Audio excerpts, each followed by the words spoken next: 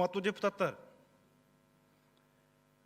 мына 2017 жылдан бери, айрыкча 2018 жыл аябай мамлекетибизде, Кыргызстан мамлекетинде ар кандай саясий оюндар күчөдү. Буга бардыгыңыздар билесиздер, көрөсүздөр.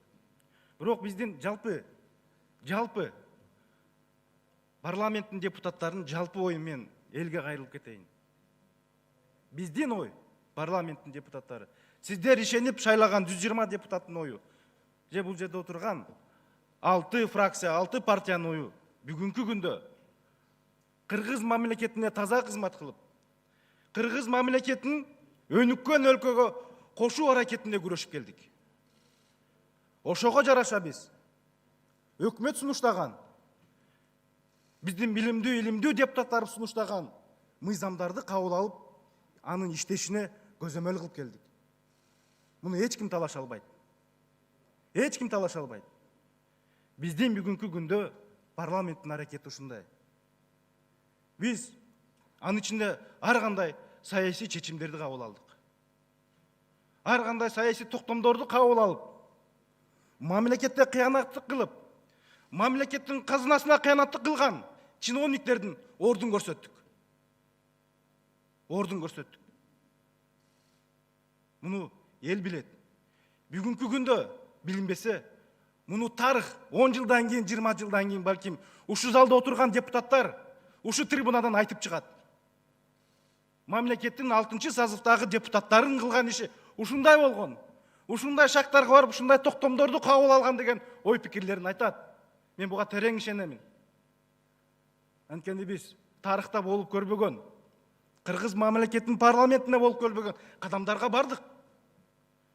Мен муну 2 ай мурун токтолуп, ошол убактагы экс-президентке Алмаз Шаршеновичке кайрылуу жасаганмын. Эмне себептен бизди чимкирик деп атаганына мен жооп бергенмин.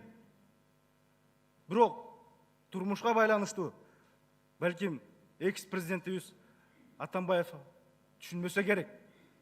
Мен токтолуп кетейин анда. Биз кандай кадамдарга барганбыз?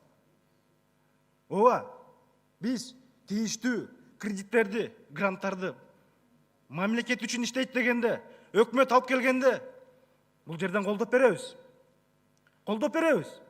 Анткени бардыгыбыздын тилегибиз, жүрөгүбүздөгү оюбуз мамлекет өнүксүн деген ой менен.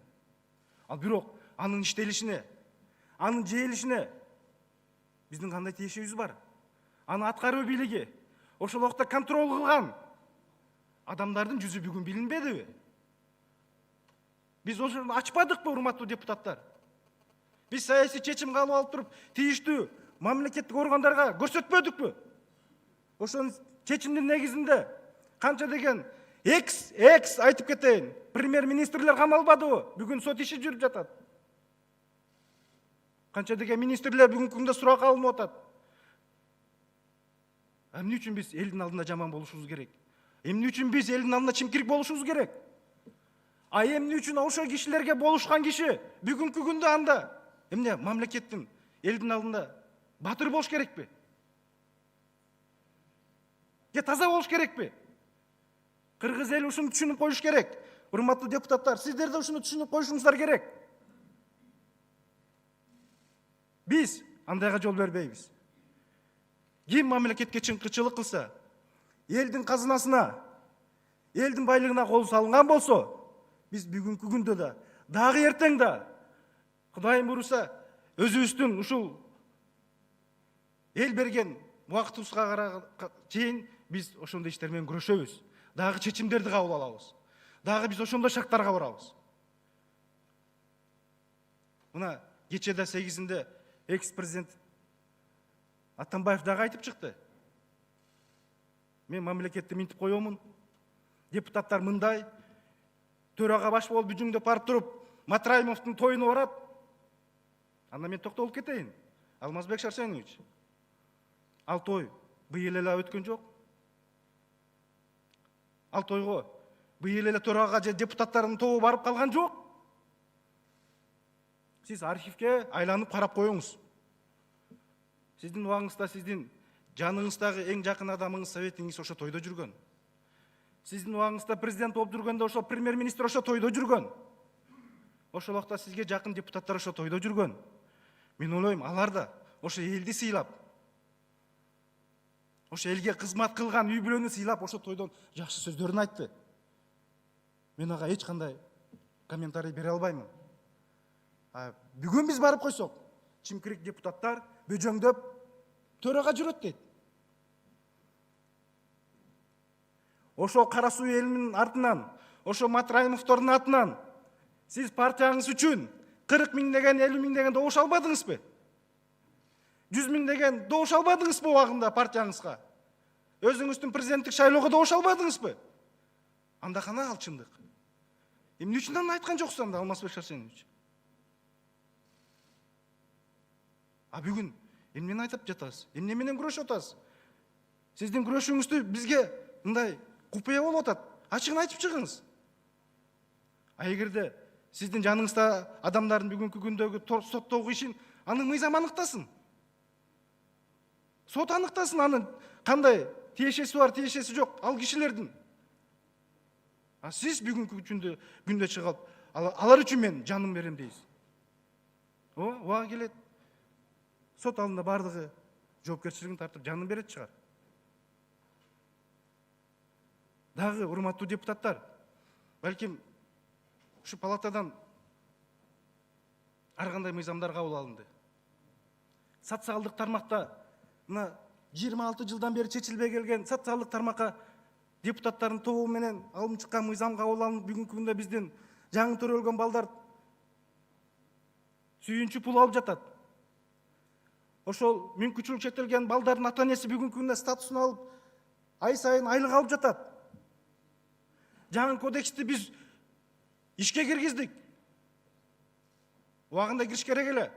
Коркуп киргизе албай койгон мүмкүнчүлүктөр болгон болуш керек. Бирок биз коркпой туруп ошо мыйзамды кабыл алып бердик. Ошонун күчүнө киргизип иштешине көзөмөл кылып бердик. Бул тарыхта кала турган күндөр. Эң негизгиси балким Алмаз Шаршеновичке катуу тийген урматтуу депутаттар, биз коркпой, үрүкпөй туруп эң негизги мыйзам кабыл алып бердик. Бул президенттердин, экс-президенттердин конституциялык мыйзамын карап, өзгөртүү киргизип, аларга айттык. Эгерде силер 6 жыл бийликте турганда мамлекетти узурпация кылып, каалаган оюңарды, ишиңерди жасай турган болсоңор, да, балким 6 жыл тайраңда бийлей чыгарсыңар. Бирок 6 жылдан кийин элдик депутаттар, элдик саясатчылар чыгып, ошо кетирген кемчилигин алып чыгып, сени жазага тартат деген мыйзамды алып бербедикпи? Эгерде Сооронбай Шарипович мына ушул имаратта турат, эгерде ал киши корксо, ар бир депутатыбызды же мени баш кылып чакырып, бул мыйзамдын кереги жок, тарткыла десе, ушул жерден эле палатадан ал мыйзам чыгып калмак, өтпөй калмак. Бирок эл башчыбыз, эл шайлаган, мыйзамда турат, конституцияда эл шайлаган президент өзүнүн тазалыгын, Кудайдан коркконун туруп, ошо мыйзамга да аягында келип өзү кол койбодубу? Биз муну жаап жашыра албайбыз элдин алдында. Муну Алмазбек Атамбаев өзү көрүп турат, билип турат. Бирок бүгүнкү саясатын түшүнбөй турабыз. Айтылбай деле, айтпайын дедим эле, айтылып кетти. Мен дагы бир нерсени айтып коеюн. Саясатчылар, балким депутаттар айтат болуш керек. Ушу төрага Дастанбек Арцизбеков, Жумабеков, Атамбаевдин убагында балким ушу креслого отурган төрагалык. Эми сатып кеттик го деген ойду айтат болуш керек. Балким сиздерде да ушундай ой бар. Мен тактап кетейин аны да. Ооба. Мен 2017 жылы октябрь айында Алмазбек Атамбаевдин убагында төрага болдум. Сиздердин колдооңуздар менен, рахмат, шайлооңуздар менен ишеним көрсөттүңүздөр. Мен эми ошол ишенимди акташ үчүн мен ушул трибунадан мен ант бергенмин. Сиздерге ант бергенмин. Элдин алдында ант бергенмин. Мен мамлекет үчүн, эл тарапта боломун. Мыйзамды сыйлаган төрага болом деп. Бир. Экинчиси эмне болду эле, урматтуу депутаттар, аны да токтолуп кетейин. 2018 жылы март айында ушул саясий оюндар башталганда мен Алмазбек Шаршеновичке жолуктум. жолуктум. Барып, сүйлөшүп, мен оюмду билгиздим. Мен кийин айтамын, дагы канча бир саясий кишилер бар болчу. Мен айттым ошол жерден. Алмаз Сәрсенович, бул төрагалык кресло мен үчүн маанилүү эмес. Мен үчүн маанилүү бул чындык, эл. Элге иштеген туура саясат. Сиздин сөзүңүз дедим. Алмазбек Атамбаев Сәрсенович айтты. Мен кааласам дейт. 10 000 кишини чогултуп, ак үйдөн баарыңарды кууп чыкканга күчүм жетет дейт. Күчүм жетет дейт. Мен жакамды кармадым. Алхамдулилла, барыбыз мусулманбыз, Кудай дедим. Айттым, Алмаз Сәрсенович, мен сизге кошула албаймын дедим. Сиздин бул оюңузга кошула албаймын. Сиз мамлекетке, элге каршы азыр саясатты жүргүзүп сөз айтып атасыз. Сиз менен ушул жерде менин саясатым токтойт. Токтойт дедим. Мына ошол күндөн бери меники бүгүнкү кылып аткан ишим сиздердин алдыңыздарга, элдин алдында ушул. Мына ушунун негизинде балким Алмазбек Сәрсенович чимкирик парламент бөжөңдөгөн төрага деп айтып атса керек. Да, урматтуу депутаттар, бардыгыбыз мен ойлоймун, элдин алдында бөжөңдөйбүз. Мамлекет үчүн биз бардыгына тизелеп чөккөнгө, бардыгына тазим кылганга эл үчүн биз дайынбыз. Анткени биз ошол ишеним менен, ошонун негизинде элдин ишеними менен бул жерге элге кызмат кылып атабыз. Кызмат кылып атабыз. Мен ойлойм, дагы да ушундай кызмат кылабыз. Дагы да ушундай жакшы мыйзамдарды кабыл алып беребиз. Дагы да болгон элге чыккынчылык кылган адамдардын биз жолун көрсөтөбүз. Айтып отурса көп, Датка Кемин, Батукаевна чыгып атат. Дагы көп нерселер, балким биз билбеген. Мунун бардыгын тийиштүү орган аныктап чыгат. Бирок биз саясатын көрсөтүп атабыз. Биздин күч менен, биздин жол менен саясат жүргүзгөнгө укук коргоо органдары өзү баасын берет. Ошондуктан, урматтуу депутаттар, мен ойлойм, мамлекетибизде бүгүнкү күндө тынччылык болсо, мамлекетибизде бүгүн жакшылыктар көп болсо, бардыгыбыз бир жакадан баш, бир жеңден кол чыгарсак, биздин жарата турган ийгиликтер дагы көп болот. Эл сезет. Эл үзүрүн көрөт. Эл үзүрүн көрөт. Ошондуктан, урматтуу депутаттар, мына бүгүнкү саясий күрөш ушул болуп атат. Рахмат, көңүл бурган.